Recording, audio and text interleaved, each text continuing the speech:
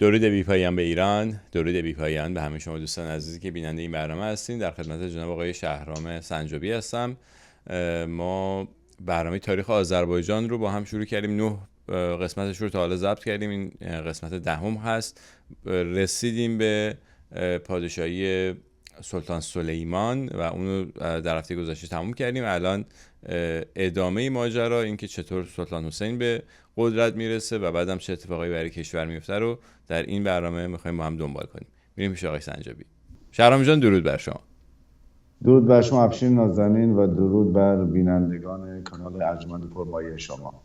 سپاسگزار از اینکه فرصت دادی یه بار دیگه و عرضم به خدمتتون گوش میدیم. ما رسیدیم به یعنی حتی یه قسمتی از اینکه چطور سلطان حسین هم مثلا انتخاب شد بین عباس میرزا و حسین میرزا. خود سلطان سلیمان یا شاه سلیمان خودش گفتش که این سلطان حسین انتخاب بکنید به نوعی و رسیدیم به اینجا. خلاص حالا گوش میدیم به صحبت شما در ادامه. خواهش میکنم. افشین جان، اگر اجازه بدید من میخوام در واقع یک جمع‌بندی از دوران صفوی بیارم و میراث صفوی برای ایران کنونی و در برنامه بعدی مفصلا راجع به شاه اسماعیل صحبت کنم، ببخشید سلطان حسین صحبت کنم. این تعمدی هست برای اینکه میخوام به مردم نشون بدم چطور یک کشور، یک ملت در یک دوره، یک بازه زمانی خاص در واقع یک فرود و فراز و همزمان تجربه میکنه. در واقع اوج حقارت و اوج ذلت و اوج بدبختی رو با شاه سلطان حسین تجربه میکنه و در زمانی کمتر از شاید 16 سال همون ملت دوباره بر اوج میشینه، فقط با تغییر یک رهبری، با تغییر شاه سلطان حسین و در واقع با نادرشاه افشار. در واقع چیزی که خیلی جالب به شما بگم، زمانی که نادرشاه افشار در جنگ کرنال بود، یک پیرمرد رو دید با موی سفید و سن بالا که بسیار با قدرت و مردانه شمشیر میزد. نادرشاه صداش کرد و پرسید که زمانی که محمود افغان آمد تو کجا بودی؟ بعدش پیرمرد جواب خیلی جالبی نادرشاه داد، گفتش که ما بودیم، تو کجا بودی؟ ببین خیلی پیش چیز حرف جالب میزنه.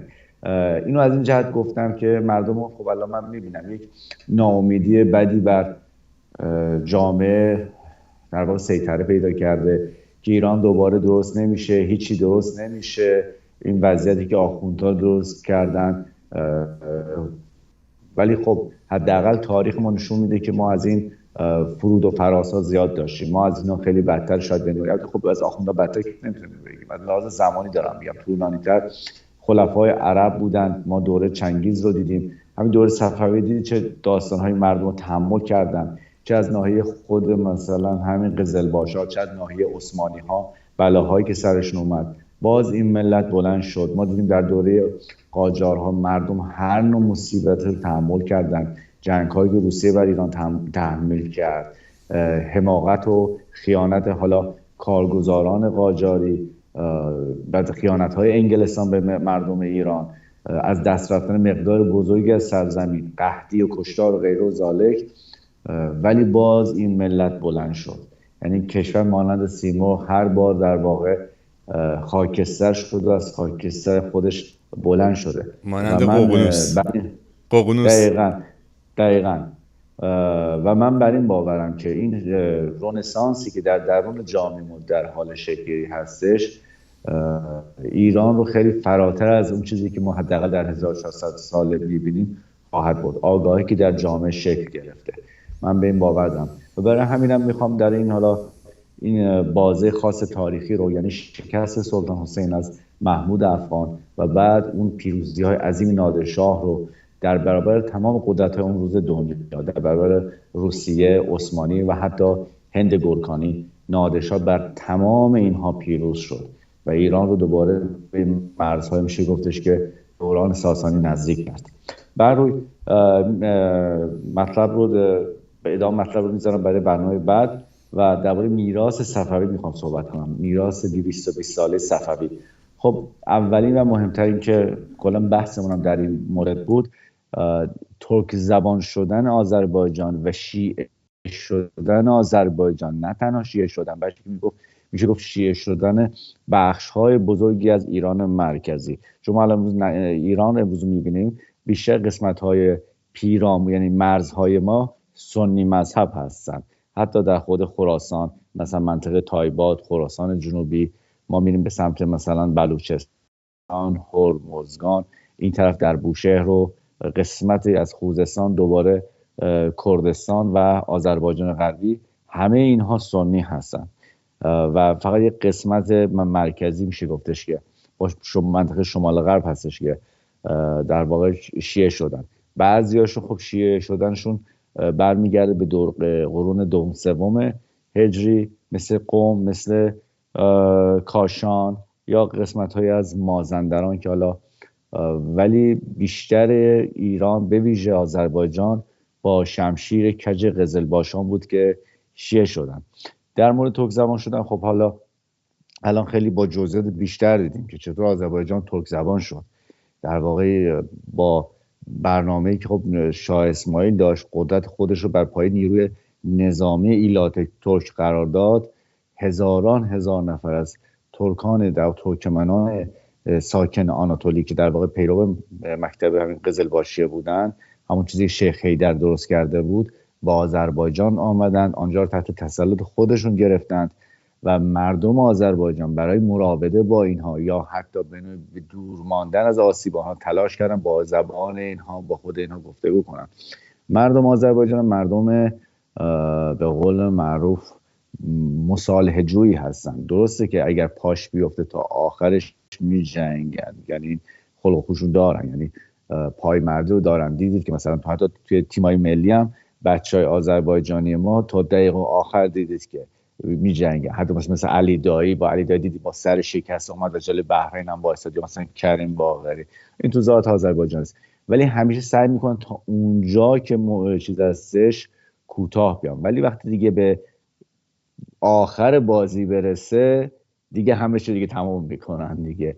این تو ذاتشون هست. حالا یه چیز بهتون بگم چیز جالبی هستش. من زمانی که مستند درس میخوندم، یکی از اساتید ما من معرفی کرد به استادی از استادایی که آقای دکتر مردی هم بود. از این استاده بود که با این بیت رهبری هم چیز داشت، به قول معروف بدبستون داشت.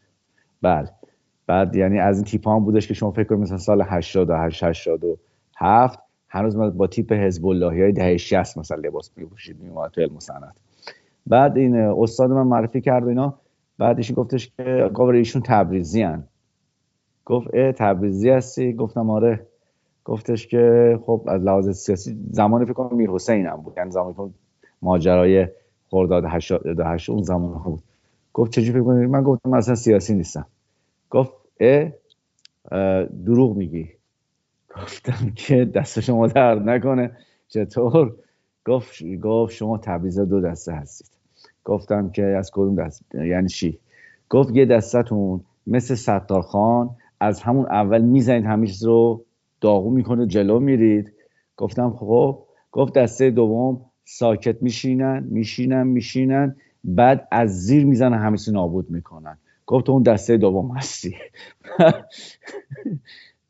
واقعیت هم همینه. یعنی الان تبریز اگه نشستن ولی روزی که بلند بشن خود این جمهوری اسلامی میدونه چه اتفاقایی خواهد افتاد. برای همین هم تلاش میکنه با تزریق ویروسی به نام پانتورکیسم آذربایجان و به ویژه تبریز رو از بقیه ایران جدا نگه داره. حالا که اینو گفتم یه دونه من یک گریزی بزنم به حرفای مسئول حزب همین آقای اردوغان در یکی از شهرهای دریای سیاه. صحبت ما مال 10 سال پیش باشه.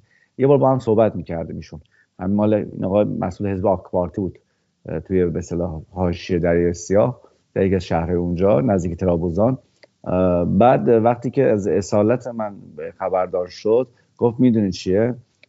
گفت شما مردم آذربایجان بازوی ایران هستید. همینجوری گفتش. گفت همونطور که ما کارادنیزلی ها یعنی مردم دریای سیاه بازوی ترکیه هستند. اگر کسی میخواد ترکیه رو نابود کنه باید کارادنیز رو بزنه. اگر کسی میخواد ایران رو نابود کنه باید آذربایجان رو بزنه. ببین خیلی نکته خیلی هوشمندانه اشاره میکنه. دقیقا همین کاری که جمهوری اسلامی کرد. جمهوری اسلامی تلاش کرد از زمان سال 68 با این ویروس پانتورکیسم و در واقع با این خود جداپنداری مردم آذربایجان از بقیه مردم ایران، در واقع این اوضاع کشور رو، ایران رو کنترل کنه که تا الان هم موفق شده متاسفانه. ولی به هر روی ورود صفوی باعث شد به تدریج در طی 120 سال زبان مردم منطقه عوض بشه. خب این چیزی، حرفی که من میزنم جدید نیست. آقای کسروی هم گفتن، زنده یاد کسروی و خیلی های دیگه. ولی این آقایونی که معتقد هستن که مردم آذربایجان ترک تبارن، ببینید وقتی ما راجع به ترک صحبت میکنیم، ترک بودن بد نیست، خوبم. ببینید اصلا داشتن یک ملیت نه خوبه نه بده، ما همه انسانیم. این قالب هایی در واقع ما آمدیم در آفرینش وارد شدیم، بعدش این قالب رو پس میدیم و میریم. خب بحث اینه که ما بخوام یک هویتی برای یک قومی بتراشیم و در واقع اینو تبدیل کنیم به یک سلاح که در واقع این رو بر ضد خود اون مملکت بخوام به کار ببریم. چیزی که امروز داره تلاش میشه به مردم آذربایجان القا بشه که شما ترک هستید و جد در جد شما ترک بوده، دقیقا به همین قصد هستش. وگرنه یک آدم یک ذره مثلا صادقانه فکر کنه، بدون عقده، خیلی راحت میتونه متوجه این قضیه بشه. ما همین تاریخ با هم بررسی کردیم، از زمان شکلی مثلا بحث ادبیات فارسی، از قرن حالا سوم چهارم که مثلا ادبیات فارسی خیلی گسترش پیدا میکنه، رودکی میاد، فردوسی میاد، نظامی، گنجوی میاد، محسی گنجوی میاد، قطران تبریزی، صاحب تبریزی که حالا ما دوره همین شاه عباس هستش، نمیدونم شمس تبریزی، این همه شاعر در آذربایجان هستش. ما گفتیم آقا یک بیت ترکی نشون بدید، یک بیت، دو بیت نه، یک بیت. خب اینا جواب نمیدن.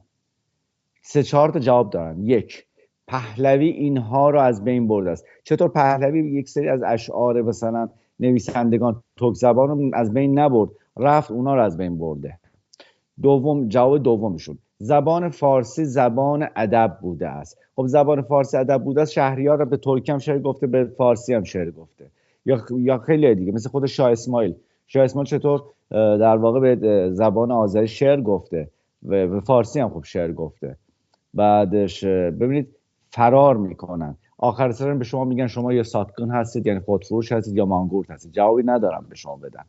ما میدارم میگم از قبل، بازم تکرار میکنم، قرن چهارم پنجم که ادبیات فارسی به شکل کنونیش شکل میگیره تا قرن به اصطلاح نهم دهم که دوران ظهور صفویه است، شما یک بیت شعر ترکی از یک نفر در ساکن آذربایجان نشون بدید. خواهشاً فضولی رو نشون ندید. فضولی از ترکمنان عراق هستش و هیچ ربطی مردم آذربایجان نداره. این یه مورد. یا حتی یه چیز دیگه مثلا میشه اشاره کرد، خیلی مثلا دارم میگم، در اصطلاحات کشاورزی در بین هر قومی، اصطلاحات کشاورزی یکی از بهترین در شیوه شناخت اون قوم هستش، چون روستاییان و کشاورزان اون قدیمی‌ترین ریشه ها رو نگه می‌دارن. اصطلاحاتی که در بین روستاییان قدیمی آذربایجان هست، اصطلاحات خیلی قدیمی فارسی و ایرانی هستش. مثالش رو می‌زنم که حتی واژه‌ای هست در زبان امروز مردم فارس زبان هم کاربرد نداره. کرتی که شما مثلا اصطلاح می‌شنید میگن کرت بندی کردن، این اصطلاح شنیدید احتمالاً. کرتی امروز در آذربایجان میگن باغچه. کرت بندی کردن این باغچه درست کرده. این از اون واژه‌های قدیمی ساسانی هستش که در روستای آذربایجان امروز کاربرد داره. یا حتی مثلا چهره، شما نگاه کنید، خب درسته وقتی که قزلباشان آمدن، ایلات ترک آمدن، شما میبینید که یه مقدار خب چهرهایی که مثلا ترک مغول رو میتوانید نه تنها در آذربایجان، در خیلی از مناطق ایران دید. مثلا رحیم صفوی، همون سپاهی که الان از جزء فرماندار سپاهان و مشاور خامنه‌ای هم هست، شما قیافه ایشون نگاه میکنید کاملا چهره ترک مغول داره و این اصلا ترک زبان نیست. این آدم زاده اصفهانه و مشخصی که از تبار در واقع قزلباشان که مثلا هستش. یا مثلا میخوام بدونم مثلا خلخالی، صادق خلخالی کاملا چهره مغولی داره. یا مثلا آیت الله عاملی، امام جمعه امروز اردبیل که ایشون اصلا لبنانی، اصالتا لبنانی از فامیلیش، نشون میده که فامیلیش در واقع ریشه‌های لبنانی داره ولی خب چهرهش هم نگاه کنید، چهره ترک مغول در چهرهش میتونید ببینید. ولی مثلا در چهره‌های، مثلا من یه مثال میزنم، دو تا آدم معروف رو مثال میزنم، دو تا آدم، یکی زنده یاد ستارخان، شما چهره ستارخان رو ببینید با چهره بقیه مردم مثلا مردم فارس زبان چه تفاوتی داره، استخوان بندی، جمجمه، بینی، چشماش چه فرقی داره. یا آقای مهدی باکری، خب چه تفاوتی شما میتونید ببینید؟ آیا این چهره ها با چهره های مثلا دارم میگم مردم ازبکستان، قزاقستان، قرقیزستان قابل قیاس هستش؟ یا یه مثال دیگه، مثلا ما مردم هزاره رو داریم، مردم هزاره افغان که فارسی صحبت میکنن، یک کلمه ترکی هم بلد نیستن، یک کلمه. در افغانستان هستن، شیعه هم هستن و تعداد زیادشون الان در ایران دارن زندگی میکنن. خب اینا اصلا شاید جالب بدونید، اینا هیچ کدومشون اصلا پارسی تبار یا ایرانی تبار نیستن، اینا همه ترک بودند بعدها فارسیزه شدن. یعنی تغییر و تدبر در دگرگونی در زبان قوم ها و ملت ها چیز عجیب و غریبی نیست. مردم مصر قبطی بودن، بعدها امروز عرب صحبت میکنن. مردم مصر که امروز مردم مصری، حداقل مسلمانانش، هیچ چیز زبان قبطی بلد نیستن، مگر مسیحیانش که مسیحیانش حالا اون زبان قبطی قدیم رو حفظ کردن، همون زبان فراعنه رو. یا در خود آفریقا ما خیلی از ملت ها و کشور داریم که مثلا دیگه به فرانسوی و انگلیسی صحبت میکنن، چیزی از زبان خود بومی خودشون نمیدونن. به هر حال بازم حالا درباره ادامه میدیم، حالا بیشتر ما در مورد آثار میراث صفوی میخوایم صحبت کنیم. دومین در واقع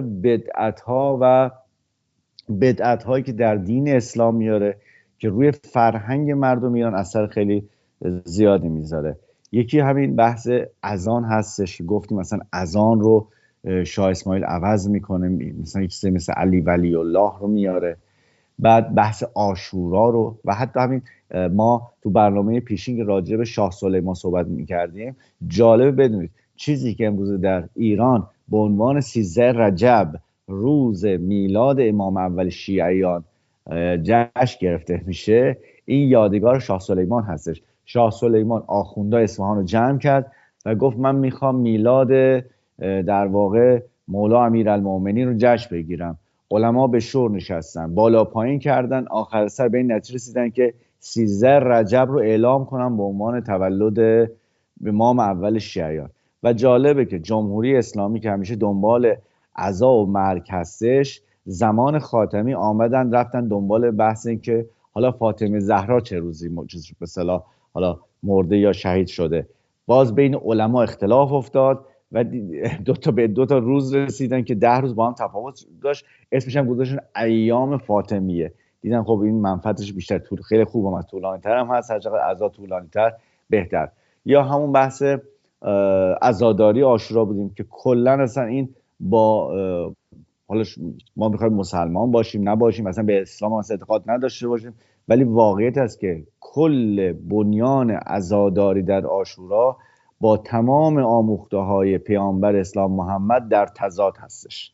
یعنی که شما برای یک انسان بیاید اونجوری به صورت مکرر و سالیانه به بهانه مظلومیت حسین و به فلان بد بودن یزید عزاداری کنی، اونم به اون سبک، نمیدونم زنجیر بزنی، قمه بزنی، یا مثل هندو پاکستانی از روی آتش رد بشی و مسخره بازی از این قبیل. که میگم قسمت اعظمش، من تا مثالم دادم، گفتم از کاتولیک ها گرفته شده، اینها آوردن دم و دستگاه رو وارد کردن، مثلا چراغ هم کردن، علم و کتل علم کردن و غیر و ذالک. و تا جایی که حتی مثلا بعضی از مسلمانان مثلا اهالی مثلا سعودی به مردم شیعه، مثلا به مردم شیعه عراق میگن صفویون. یعنی ببینید این قضیه حتی اینقدر ریشش برمیگرده، چون میدونن اینا همه این داستان از زمان صفوی به بعد اومده پیدا شده، واسه همین شیعیان رسما صفویون مینامن. خب بحث دیگری که خب مکرر راجعش صحبت کردیم باز میراث صفوی است، قدرتگیری آخوندهاست، آخوندهای شیعه است به صورت مشخص. خب در زمان قبل از اون که مذهب بیشتر مردم ایران اهل سنت بود، ملایان میشه گفت آنچنان سیطره بر حکومت و قدرت نداشتن. خب ما حکومتی که بود خود خلیفه عباسی خودش به نوع جانشین پیامبر بود. و حتی سلاطین سلجوقی وقتی یه چیزی میخواستن به عنوان اجازه شرعی بگیرن، از همین خلفای عباسی در واقع حالا یا اجازه میگرفتن یا اینکه میگفتن مجبورش میکردن که در واقع با اینا همراهی کنه. ولی مثلا همینم به اون شکل دستگاه به اصطلاح روحانی سنی قدرت نداشت. زیر سیطره در واقع بغداد بود و خلیفه بغداد بود. بعد هم که خب خلیفه بغداد در زمان هولاکو خان کشته شد، بساط خود کلا عباسیان برچیده شد و ترکان عثمانی هم بعدها آمدن از این خلا استفاده کردن و خودشون در واقع خلیفه اسلام نامیدن. سعی کردن یک قطبی در اونجا ایجاد کنن که این در زمان سلطان سلیم خیلی شدیدتر شد. حتی سلطان سلیم به این منظور رفت مکه و مدینه رو هم گرفت، حتی یک سری به اصطلاح آورد کفش و شمشیر و نمیدونم پیامبر اسلام و عمر و ابوبکر و غیره آوردن. هنوزم در موزه توپکاپی استانبول هم هست، شما برید اونجا میبینید آوردن، مثلا میگن این شمشیر پیامبر اسلامه، اون کفششه، اون فلانشه، اون بهمانشه، تا بگن که ما وارثان و جانشینان همو هستیم. ولی آخوندهای شیعه میشه گفت از زمان به صورت مشخص شاه اسماعیل هستش که کم کم جا باز میکنن، در زمان شاه عباس مدارسشون دایر میکنن، شبکه‌هاشون ایجاد میکنن و میبینیم که از زمان شاه صفی به بعد در تاجگذاری حاضر میشن و از زمان شاه عباس دوم و به صورت مشخص شاه سلیمان دیگه همه رو کنار میزنن و خودشون به صورت انحصاری تاجگذاری رو انجام میدن و اعلام وجود میکنن و حتی رقباشون که صوفیان بودن به قلقم میکنن، چون آخوندها همیشه به صوفیان به دیده در واقع یک رقیب سرسخت نگاه میکنن که حتی امروز هم میبینیم که کاری که جمهوری اسلامی فشارهایی که بر دراویش به خصوص دراویش گنابادی میاره در واقع به همین نگاه به عنوان که رقیب هستش، چون اینها دراویش داره شبکه هستن، برای خودشون در واقع قطب و غیره دارن، رهبریتی دارن و جمهوری اسلامی اصلا اینها دوست نداره. جمهوری اسلامی حتی از شکلی یک قطب اجتماعی توی فوتبال و نمیدونم ورزش هم وحشت داره، چه رسه که بخواد مثلا یک سیستم کنترل نشده مثل دراویش به صورت شبکه‌ای تارعنکبوتی در تمام کشور پراکنده بشن و یک نفر بتونه به همشون مثلا دستور بده و اینا رو کنترل کنه. برای هم سالهای سال اینها رو زیر ضرب شتم خودش گرفته و سعی کرد اینها رو در مشت خودش داشته باشه. بر روی قدرتگیری ملایان در زمان یک میشه گفتش خلایی وجود میاد در زمان نادرشاه اینا رو سر جای خودش میشونه، ولی دوباره در زمان قاجار اینها قدرت میگیرن. قاجارها هم به تعمد به اینها پا میدن. حالا به بحث قاجار میسیم به دلیلی که قاجارها میرن به سمت روحانی شیعه و پای اونها رو در ایران باز میکنن به صورت وحشتناک. دلیلش بهشون من در برنامه مربوط به قاجار میگم. و تا پایان قاجاریه میشه گفتش که تمام ابعاد زندگی ایرانی یعنی از خوردن، آشامیدن، ولادت، مرگ، هر چی که شما تصورشو میکنید زیر نفوذ و قدرت در واقع ملایان بود. یعنی حتی اغراق‌آمیز نباشید ما بگیم که قدرتی که ملایان و تأثیری که ملایان در دوران قاجار بر زندگی مردم ایران داشتند، حتی آخوندهایی که امروز حاکم ایران هستن میشه خود ندارن که اونا اون زمان داشتن. و خب باز هم دوران پهلوی یک شهرام جان، من فقط دلم نیومد اینو نگم در تایید صحبت‌های خودت. اگر دوستان خاطرات حاج سیاح رو مطالعه بکنن دقیقاً تایید فرمایش شماست که آخوندها دارن چه بلایی به سر مردم میارن و چه قدرتی دارن. دقیقاً درست میگی. یعنی اینو دیگه حاج سیاح خودش دیده از نزدیک و روایت کرده و نوشته این چیزا رو تو شهرهای مختلف ایران، نه فقط یه جا، همه جای ایران چرخیده و دقیقاً همین چیزی که شما میگی. و این واقعاً قدرت که چه عرض کنم در حقیقت یه سوء استفاده از قدرت برای آزار دادن مردمه و این قدرت رو از طرف خود حاکمیت گرفته.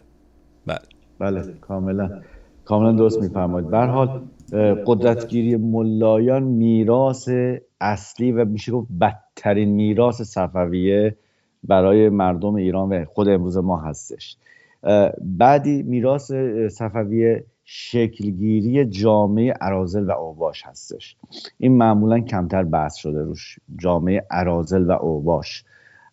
ما در خب اصلا توی یک جامعه چجوری میشه اوباش شکل میگیرن؟ چطوری این اوباش؟ ببینید در جامعه که قانون نباشه، افراد فقیر زیاد باشن و کسی که هر کس زورش بیشتر باشه بتونه در واقع در جای بالاتری قرار بگیره، اوباشگری رواج پیدا میکنه. میشه از زمان مغولان کم کم اوباشگری در ایران خیلی گسترش پیدا میکنه، ولی اوجش دوره صفوی است. چطور این شکل میفته؟ این چطور اتفاق میفته؟ بسیار از این قزلباش هایی که در واقع کوچ داده میشن به داخل ایران، خب قزلباش کار اصلیشون چی بود؟ اینها دامدار بودن، ایلات ترکمن دامدار بودن که در این حال مسلح هم بودن. خب زمانی که شاه عباس و بعدها شاه طهماسب اینها رو شاه اسماعیل و بعدها شاه طهماسب اینها رو شهرنشین میکنه، در شهرها اینا رو ساکن میکنه، همه اینا خب جذب سیستم نظامی و دربار اینا نمیشن. بعضیاشون خب هنری هم نداشتن. کسی که تو شهر زندگی میکنه یا باید مغازه داشته باشه، بقالی باشه، چقالی باشه، چه میدونم مسکری باشه، آهنگری باشه، حالا با سیستم زندگی قدیم ایناش که از اون هنرها رو نداشتن.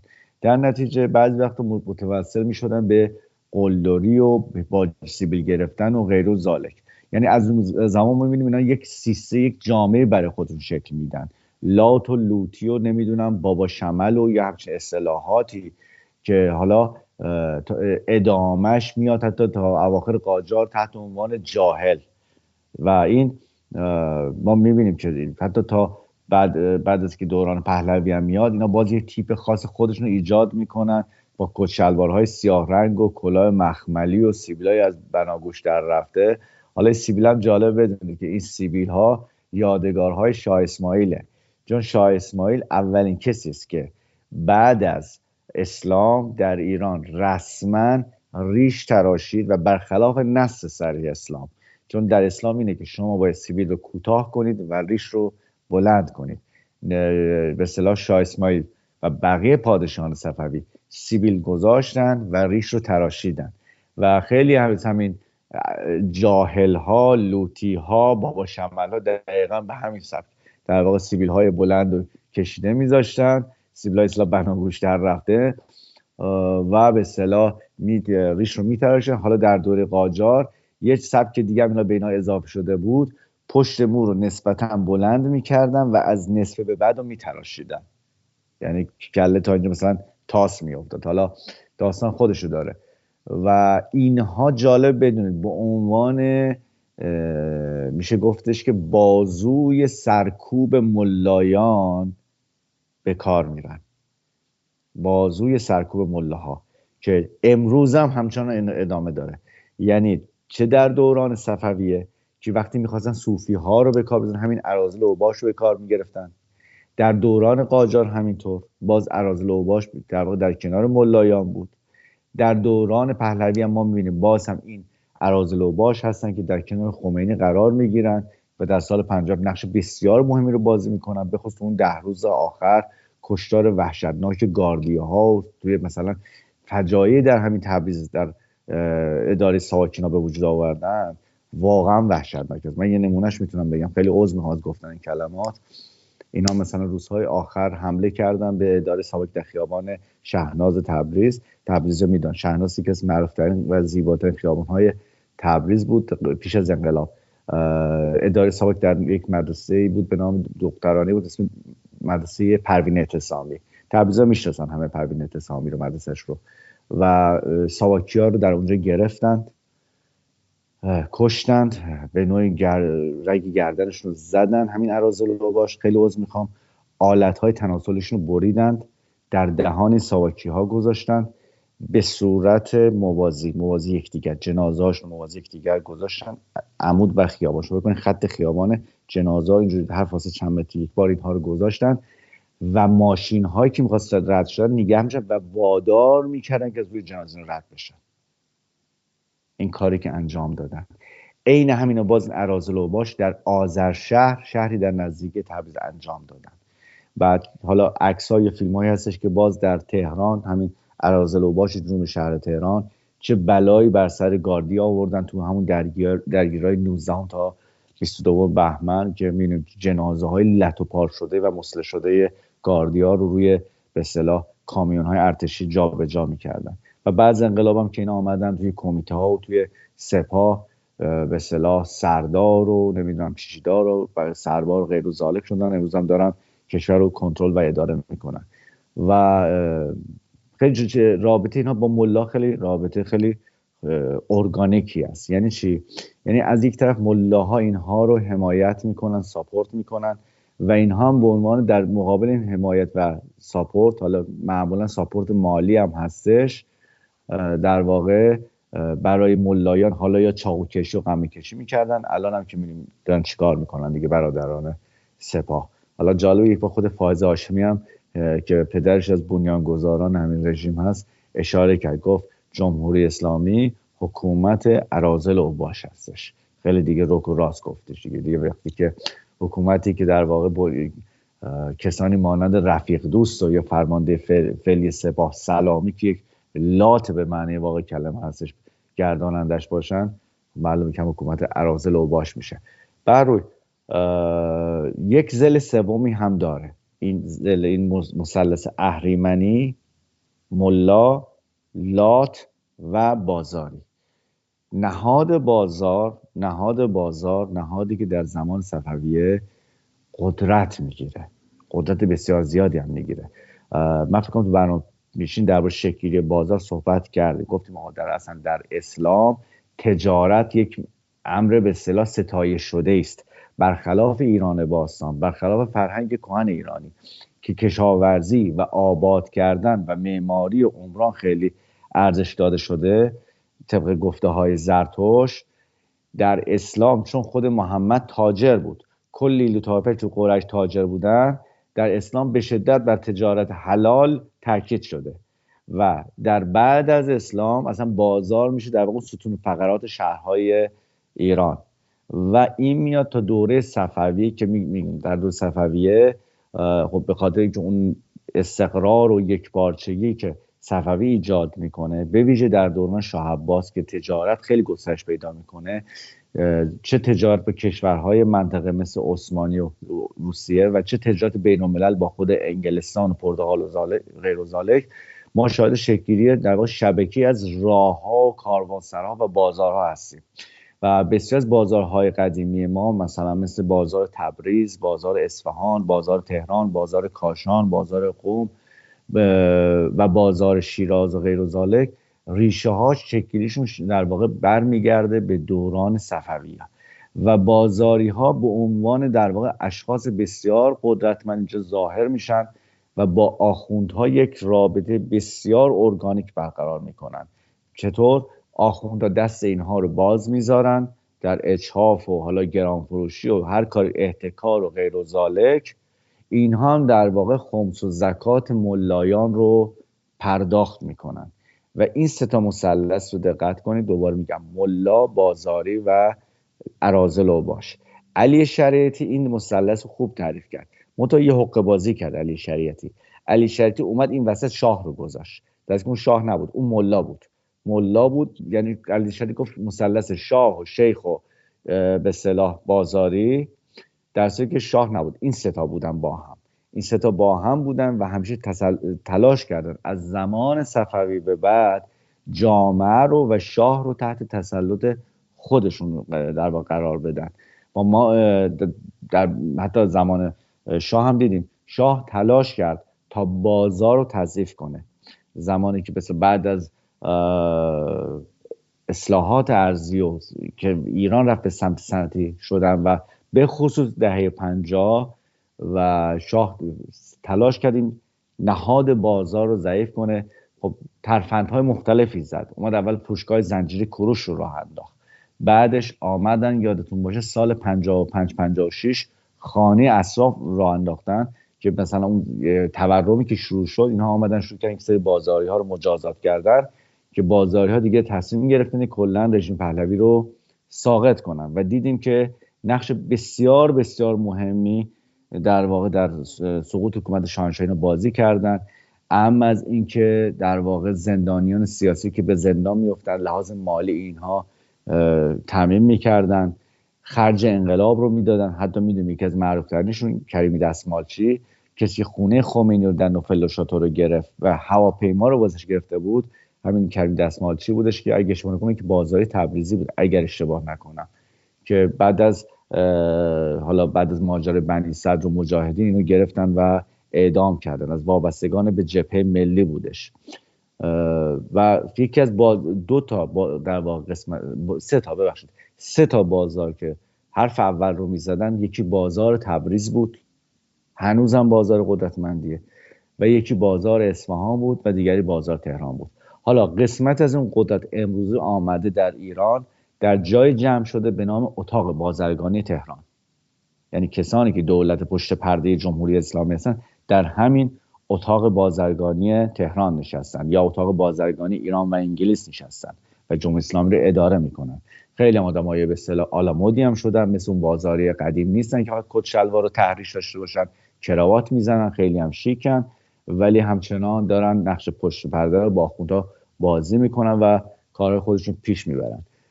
و حقیقتش اینه که اگر حکومتی در آینده ایران، اینو از من به یاد داشته باشید به یادگار، یک حکومت ملی اگر در ایران آینده میخواد ایران رو نجات بده، باید این سه تا نهاد رو از بین ببره. منظور اون افراد نیست، نهاد. یکی اراذل و باشه، دوم نهاد روحانیته، سوم نهاد بازاره. این سه تا نهاد نمیذارن مردم ایران نفس بکشن. اگر کسی میخواهد در ایران یا نقش نادرشاه یا رضا شاه رو بازی کنه یا کوروش بزرگ رو بازی کنه و مردم ایران نجات بده، این سه مثلث اهریمنی رو باید یه فکری بالشون بکنه. بر روی بعدش قدرتگیری ایلات هستش.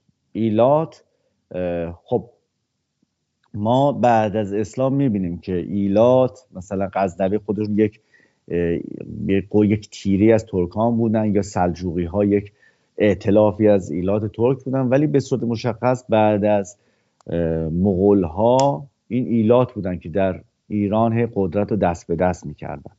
مثلا مثل آقوینلوها، قرقوینلوها، که دیگه شاه اسماعیل که میاد که اصلا بر پایه ائتلاف 7 ایل بزرگ ترک در واقع قدرت رو شکل میده و وقتی اینا میان در ایران مستقر میشن و در شهرهای مختلف پراکنده میشن، کم کم به سرشون میزنن که حالا چرا خود ما اصلا قدرت اصلی در دست ما نباشه، چرا اصلا به قول من خود ما شاه نشیم و یا شاه رو خود ما انتخاب نکنیم. و می‌بینیم که این اتفاق میفته. بعد از مرگ شاه طهماسب ایلات شروع میکنن اعمال نفوذ میکنن و دو تا شاهی که بعد از شاه طهماسب میاد، یعنی سلطان محمد خدابنده و اون شاه اسماعیل دوم، تحت نفوذ همین ایلات قزلباش بودن.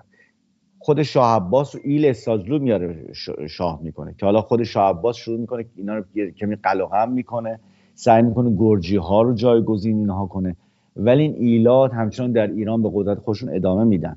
به خصوص ایل قاجار که ایل بسیار قدرتمندی بود و چندین بار اقدام کردن قاجارها برای گرفتن قدرت. یکی در زمان خود همین نادرشاه بود که نتوانستن، با قتل نادرشاه زندیه رو دستشون زد، یه مدت نگه داشت تا اینکه سرانجام آقا محمد خان بازی رو به نفع قاجارها تمام کرد. یعنی ما می‌بینیم ایل افشار باز یک ایل زندی، یک ایل لور هستن و در تمام دوران قاجار ایلها به صورت خودمختار در ایران فعال مایشا هستن.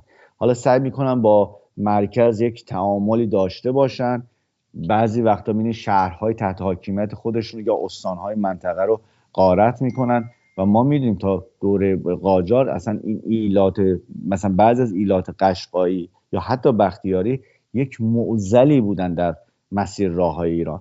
بسیار از کاروان‌هایی که حالا یا میرفتن به سمت کربلا یا میرفتن به سمت حتی مکه، توسط این ایلات غارت میشدن و یکی از مصیبت‌های رضا شاه که در واقع تلاش میکنه کشور رو یک پارچه کنه، سرشاخ شدن در واقع با این ایلاتی بودش که بعضیشون حتی حاضر نبودن اسلحه هاشون رو بدن و بعضیشون حتی با دادن اسلحه اون کین و نفرتشون از رضا شاه و پهلوی ها موند. نمونهش مثلا همین آقای دکتر کریم سنجابیه. خب ایل سنجابی ایل بسیار قدرتمندی بود در منطقه غرب. بعدش البته خب سابقه خوبی هم داره این ایل سنجابی، حداقل با انگلیس‌ها و روس‌ها هم نوا نشد، این افتخار حداقل داره. با خود انگلیسی هم در خانقین جنگیدن، با عثمانی‌ها هم جنگیدن. حتی در یک روز سیاه انگلیس‌ها 5000 نفر سنجابی‌ها رو کشتند. ولی زمانی که خب رضا شاه بزرگ آمد و به اینها گفتش که آقا باید دیگه خل سلاح بشید، اصطلاحاً یک جانشین بشید، سردار مقتدر خان سنجابی آمد در تهران، نگهش داشتن، خیلی هم محترمان خانه هم بهش دادند. ولی اون نفرت و کینه در این مثلا برادرزادش ماند، یعنی که دکتر کریم سنجابی که اتفاقا جزء همون 100 نفری بود اولی بود که رضا شاه فرستاد همراه با بازرگان صحابی رفتن فرانسه درس خوندن، آمد و بلافاصله ما می‌بینیم که برگشت، اول با مصدق همراه شد، بعد که مصدق رفت کنار همچنان جنگ با پهلوی رو ادامه داد و سال 57 که شد فقط به خاطر نفرت و کینه شخصیش که این پهلوی رو من بزنم حاضر شد که ایران رو آتیش بزنه. یعنی میگم به خاطر یک دستمال قیصری رو آتش زدن، همین داستان اتفاق افتاد. اون کلاه معروف پشمی گذاشت سرش، رفت تو پاریس نشست و بختیار که خاصی دولتی تشکیل بده، بالا دولت آشتی و غیر ذالک رد کرد و دیدیم چه اتفاق افتاد دیگه. بعدش هم خب 3-4 ماه بعد خودش مجبور شد فرار کنه و بره آمریکا و سال 14 اگه اشتباه نکنم 14 یا 13 تیر 74 هم فوت کرد. متاسفانه داستان رو ما زیاد داشتیم، یعنی ایلاتی که قدرت از دست داده بودند فرزندانشون، یعنی فرزندان خانهای ایلها به نوعی در دوران پهلوی آمدن با خمینی همراه هم داستان شدن. این قدرتگیری ایلها در واقع یکیش برمیگرد از میراث دولت صفوی هستش. دیگری شکلی نفرت، در واقع نفرت بین شیعه سنی هستش که صفوی قشنگ بنیانش میذاره. اختلافات قومی و نژادی هستش که باز صفوی میذاره. ما حتی میبینیم در زمان شاه عباس به صورت مشخص دیده میشد، مثلا برای اینکه حالا اصطلاح امروزی ما روی یکی از این سرداران ترک رو کم کنه، اینو می آورد در کنار مثلا میرزا بنویسا یا مثلا اون بخش اداری که اکثرا فارس زبان بودن خرابش میکرد، به ترک بودنش حمله میکرد، مثلا میگفت ترک فلان و فلان، درسته خودش مثلا یه ریشش خودش هم مثلا ترک بود. و برعکس مثلا می اومد مثلا حالا یک بخش کارمندان اداری اون بخش دیوان رو میخواست خراب کنه، عمدی هم این کار رو میکرد که اینا در خلوت با هم اینجوری با هم درگیر باشن. بعد مثلا به اون گفتش که آره شما مثلا ارزه شمشیر دست گرفتن ندارید، مثلا شما تاجیکای فلان فلان، خب مردانگی شما ضعیفه. و این باعث شد حتی زمانی که شاه نبود اینا هی تو سر هم میزدن، یعنی اون بخش نظامی با این بخش دیوانی همیشه با هم کلکل داشتن، یعنی تو سر هم دیگه میزدن. بعد این دیوانی ها میگفتن مثلا به ترک‌ها شما شعور ندارین، فهم ندارین، فقط شمشیر بلدید بگیرین دستتون. اونا هم میگفتن شما مرد نیستید، مرد جنگ نیستید، اله هستید بله هستید. و این ادامه پیدا کرد. و یا مثلا بهتون ما تو برنامه قبلی در مورد حیدری نعمتی ها رو به شخص شاه عباس به خاص بهش دامن میزد و خیلی جالبه. یعنی این پایه‌گذار، حتی خب قبل از شاه عباس ما اختلافات مذهبی در ایران داشتیم. به عنوان مثال حمدالله مصطفی یک تصویری به ما میده از ری بزرگ قبل از حمله مغول. میگفتش که زمانی که مغول‌ها داشتن به سمت ری میآمدند، شهر ری 4 قسمت شده بود، زرتشتی و شیعه و سنی و یهودی، و هر محله با هم در واقع دو به دو با هم دعوا داشتند. و به خاطر این تفرقه و این دعوایی که بودش، مغولان به راحتی آمدن ری رو گرفتند و با خاک یکسان کردن و دیگر از شهرهای دیگه چیزی به جا نماند به جز یک دیهی در نزدیکی تهران که میدونیم دیگه، حالا امروز یک شهر کوچکی است در جنوب تهران.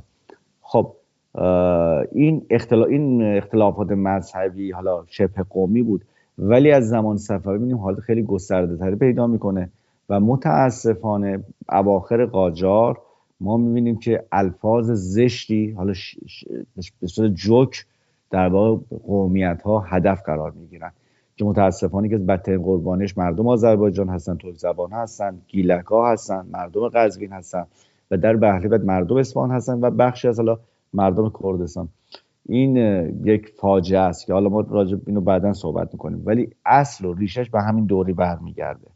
بعدش در واقع نفوذ گسترده اروپایی هستش. خب اروپایی بعد از مغول شروع کردن بیان به در واقع وارد ایران شدن. در شهر تبریز قبل از ورود شاه اسماعیل اینها در دربار اوزون حسن بودن، نمایندگان مثل ونیز، جنوا، واتیکان، پادشاهی اسپانیا اینا بودن، داشتن اوضاع رو رصد میکردن، به ویژه که عثمانی داشت هی قدرتمندتر و قدرتمندتر میشد و اینها در واقع دنبال یک قدرتی بودن که عثمانی رو مهار کنن. ولی ما به صورت ویژه در دوران باز هم شاه عباس پای اروپایی رو باز میکنه. ما حتی وقتی دور شاه عباس توضیح میدادیم اونجوری گفتیم که شاه عباس گفت من اینها رو به عثمان، یک نفر از اینها رو به تمام عثمانی ها من ترجیح میدم.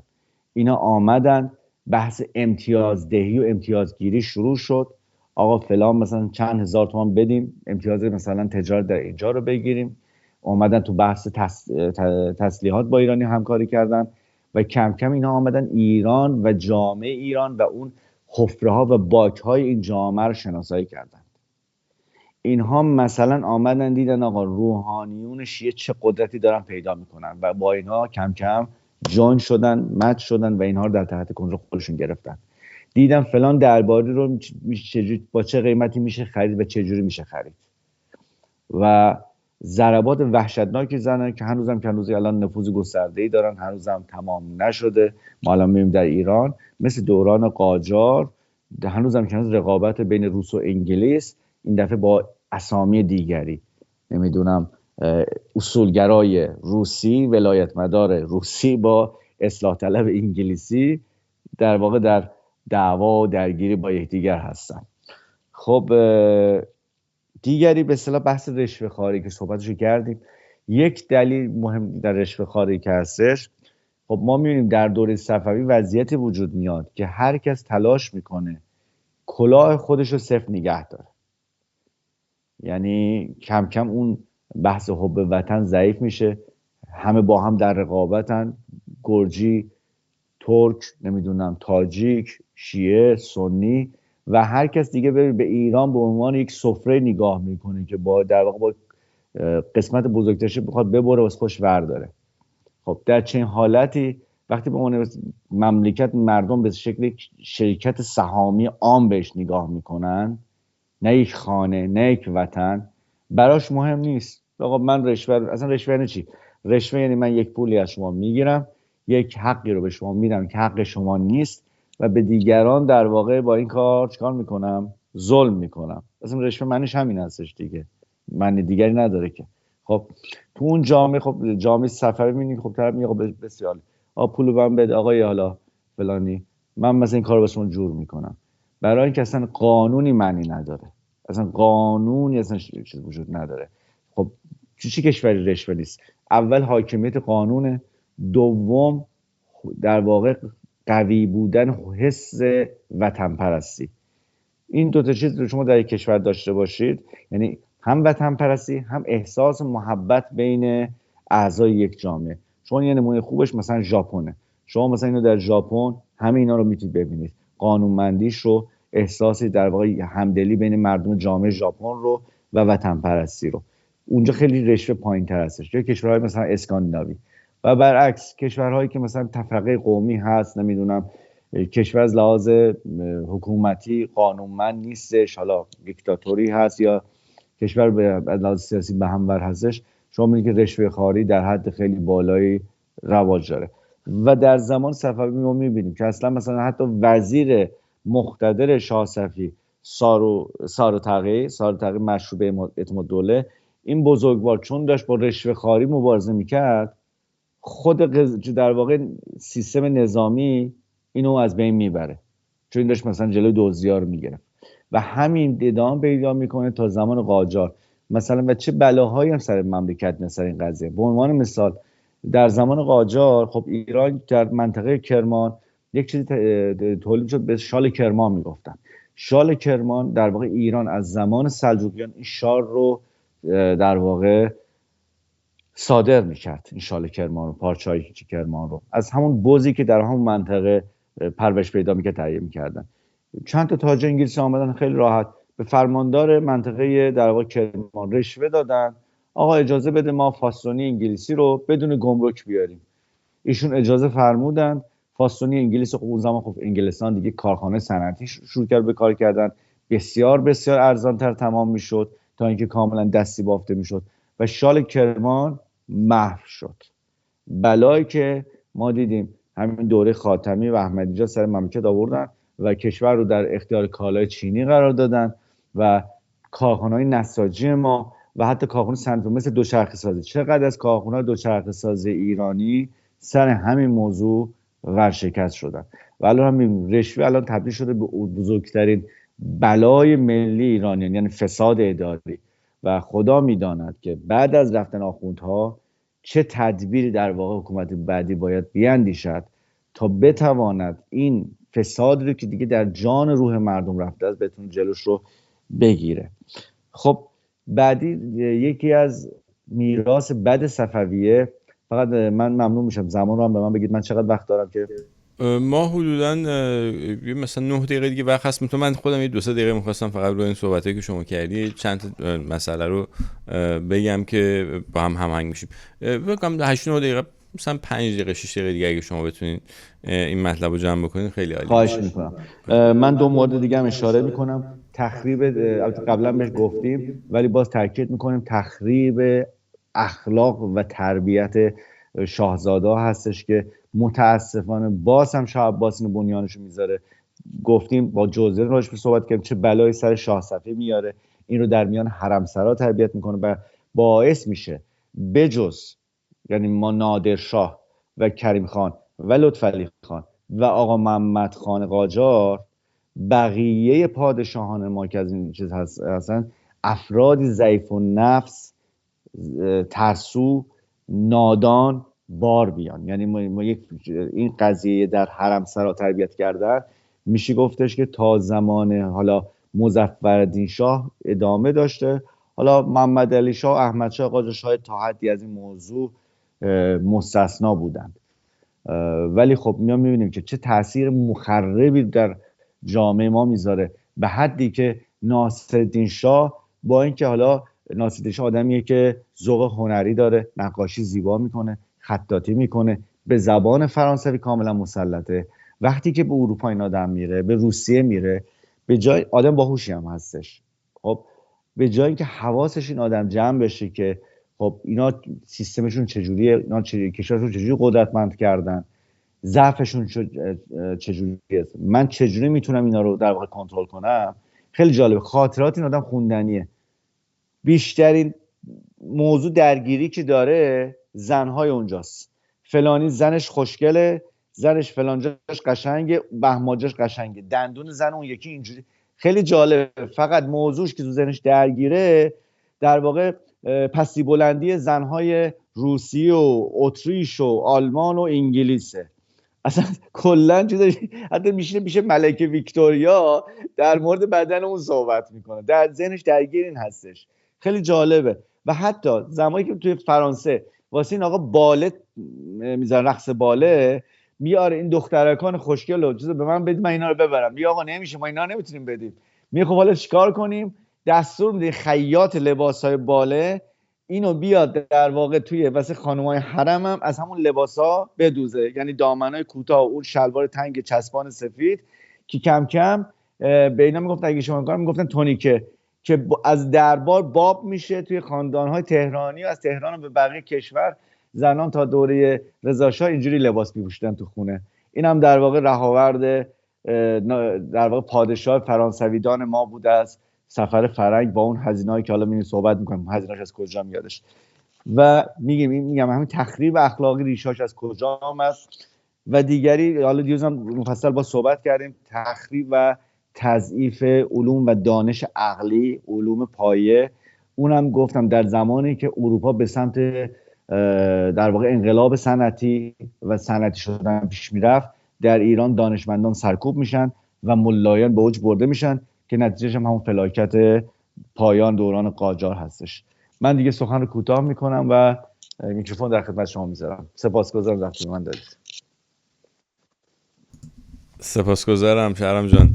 من چند تا مطلب بود میخواستم بگم. یکی این ماجرایی که گفتی که این مثلث اهریمنی همین اراذل و اوباش اصلا واقعا یه ادبیات لومپنیسم و یه رفتار لومپنیسم هم آوردن که هنوز ما داریم میبینیم. یعنی اینکه شما هر باوری که داری یه باور دیگه در برابر شما قد علم میکنه.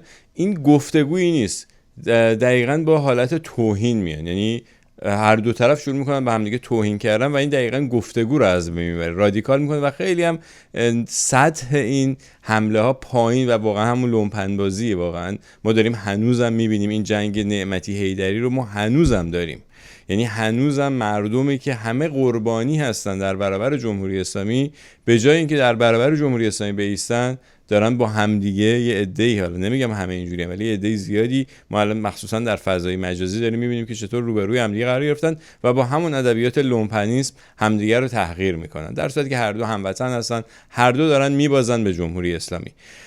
و مسئله‌ای که گفتی که چه تدبیری واقعا بعد اندیشه دیده بشه برای اینکه این مثلا داستان فساد و رشوه‌گیری و اینا رو از بین ببریم، به نظر من خیلی راحت انجام میشه. یعنی همونطوری که طبق گفتار خودت زمان نادرشاه یه دفعه همون مردم اومدن تبدیل شدن به یه مردم دیگه، همون آدما بودن، فقط با یه رهبری و در حقیقت با یه تغییر فرهنگ کوچیکی به این کلا مردم عوض شدن.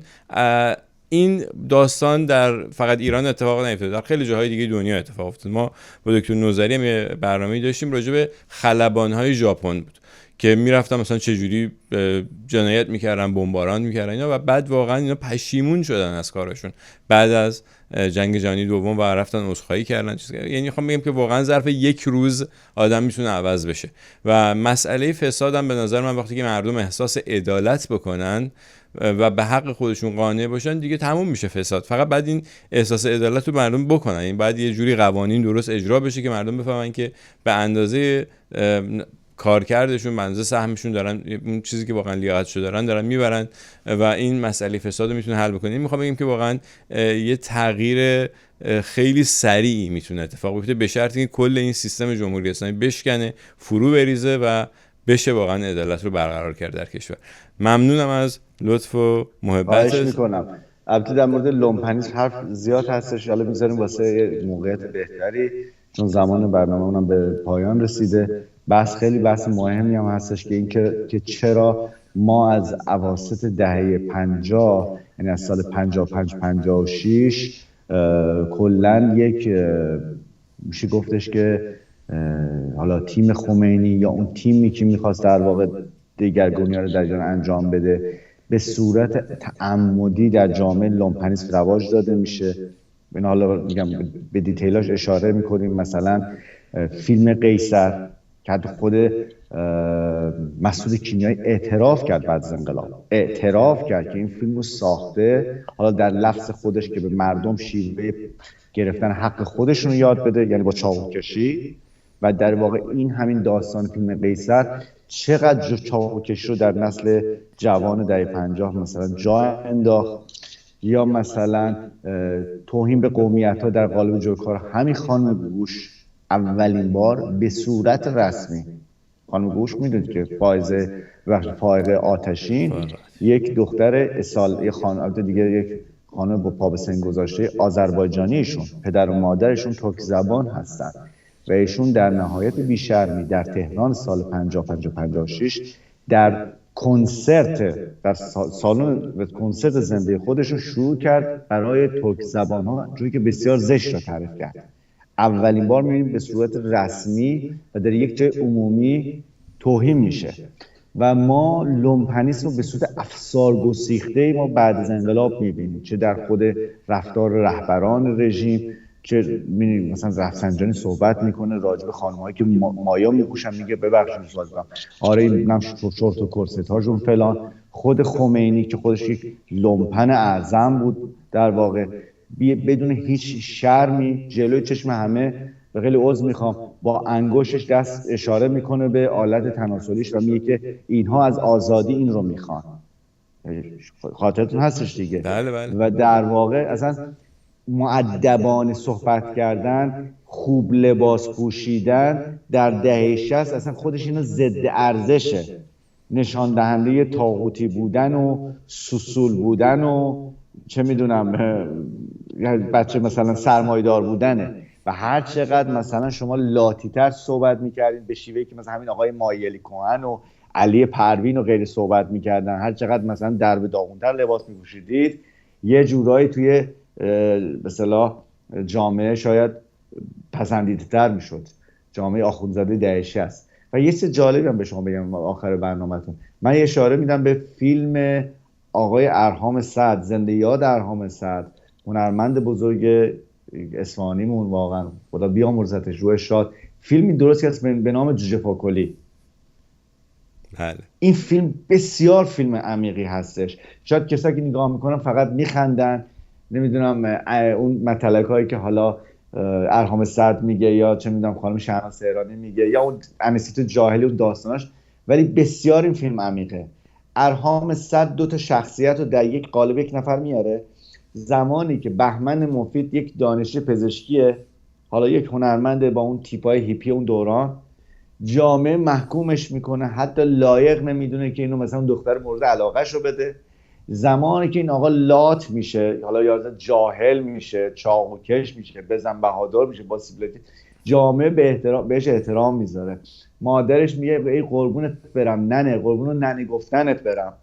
حتی همون اون پهلوانی که این عاشق دخترش شده بود، دیدیم که 2 دستی دردش دخترش رو به این داد. و حتی جالبه سکانس پایانی فیلم وقتی 2 تا لات با هم درگیر میشن و این عروس خانم میگه اینا دارن همدیگه رو میکشن، باباش برمیگرده میگه مثلا جنگله، میگه تو سهمون کسی هستی که برنده بشه. این فیلم خیلی فیلم عمیقه. به نظر من یکی از بهترین فیلم‌های فارسیه. داره جامعه ما رو، جامعه دهه 50 ایران رو نقد میکنه. میگه این جامعه علیرغم ظاهر زیباش، علیرغمی که مردمش دارن کت شلوار کراوات استفاده میکنن، جامعه است که هنوزم که هنوزه لات رو، اوباش رو بر آدم تحصیل کرده و فهمیده ترجیح میده. و دیدیم که دقیقاً در 22 بهمن 57 همین اتفاق افتاد. درست. سپاسگزارم از شما. ممنون از شما. تا دیدار. خواهش میکنم. بدرود. تا دیدار دیگر. سپاسگزارم. بدرود.